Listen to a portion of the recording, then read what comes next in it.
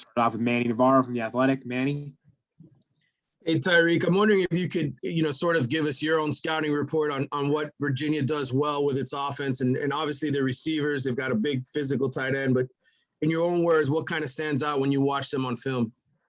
The first thing that really stands out with this team is they do a lot of, shifts and motions, eye candy to, make a defense panic, because they know once they motion and, they shift, the whole defenses have to change. And that calls for, the back end and the D-line and the linebacker to do a lot of communication. And that was really much the thing that popped out, besides the fact that they use their big tight ends, going across the middles, and they like to put him in a lot of one-on-one situations so that he can use his length. And, he's a big physical guy, so he loves to use his body a lot, and they tend to make sure he has one-on-ones. And if I could, with a quick follow-up, I'm curious how Gervin Hall is doing. Kind of, I know it was a rough week for him. People were talking about him nationally on Monday Night Football, and then he missed a game last week. Just curious how he's come back this week. What you've seen from him. Gervin is back better than ever. We had he had a couple issues going into last game, which caused him to miss it. But he's just been back, and he's a veteran guy on his defense, and we all believe in him, and he believes in us, and he just came back and he's working harder than ever and practicing better. Thank you. We'll go now to Tom D'Angelo from the Palm Beach Post. Tom. Hey, Terry. Hey, Tyrique, when you came, you obviously knew the history of this program. They've never won an ACC championship. They've played one ACC title game, and really that wasn't much of a game. How much is that talked about, that this thing is wide open? Obviously, it's your first ACC game, but even now, the way things have gone, it is shown that this is going to be wide open for anybody. How much is that talked about being the first group of guys that can get this team, getting to the ACC game, a championship game, and then maybe being the first group of guys that can win an ACC title?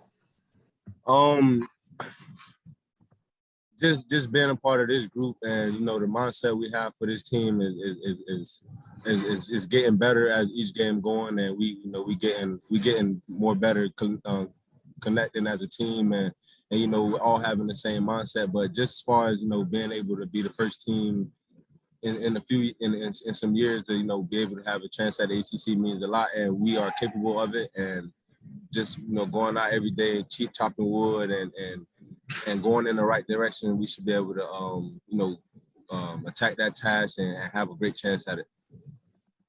Thank you. We'll go now to Susan Miller-Degnan from the Miami Herald. Susan. Hey, Tyrique. Just wondering about your thoughts on Mark Pope playing cornerback. How's he been doing? What does he do well? What I know it's early for him in that stage, but what do you think his future is there? Is it there? Mark Pope actually making the transition is not new, because he's a South Florida guy. We actually grew up around us, and we all grew up athletes. I played both sides of the ball growing up, and he also did the same. So seeing him there was nothing new, and he came over with great spirit and great competitiveness. And the thing he do great is he's quick, and he actually could, play the ball in the air and actually run stride for stride with the receiver. But as far as anything, he has great attitude when it comes to that, and he's not complaining, and he's been a veteran guy about it. And the only thing we have to work on right now is just his technique. Yeah, you said he has a great attitude. It's had to have been tough for him, right? So far his career, he's had some talent. Yeah, but as far as all us, we just we stand in here, and the coaches stand in here also, and we just make sure we always uplifted and know that all us is here to support him no matter what the outcome will be. Thank you. Going now to Daryl here from Footballville. Daryl. Tyrique, I got a real simple question. The energy in the locker room. What's the energy in the locker room? Describe that for us right now. It's getting better, week by week, and just this week, everybody's coming in more focused and more locked in, because we do start the ACC this week, and we all understand the goal that's at hand and the goal that we are able to reach due to the fact that it's up for grabs right now, and we all just understand the main point. So the locker room right now is fun and it's exciting, but most definitely is locked in. All right, thanks. Last question for Tyrique comes from David Wilson of the Miami Herald. David. Hey, Tyrique, you talked a little bit about Virginia's offense kind of in general. I'm curious what stands out about their quarterback. He's second in the nation in passing yards so far. Obviously, a lot of that has to probably do with the weapons you were kind of talking about, but just him as a quarterback, what has kind of stood out?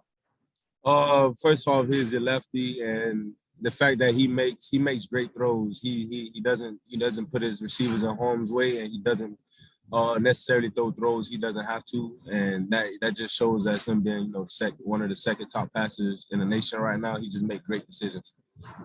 And then also, James Williams obviously got the start on Saturday. Obviously, people have been excited about him for a long time. I'm sure you, being a South Florida guy, kind of knew about him when you guys were in high school at the same time. Just what kind of stood out about him in his first start? And everyone, obviously the physical gifts kind of stand out. But is there anything else that you think has a chance to kind of make him great here? He has a high confidence level, and we see that on film. He isn't he isn't scared as a newcomer should be, and that's probably about the only thing.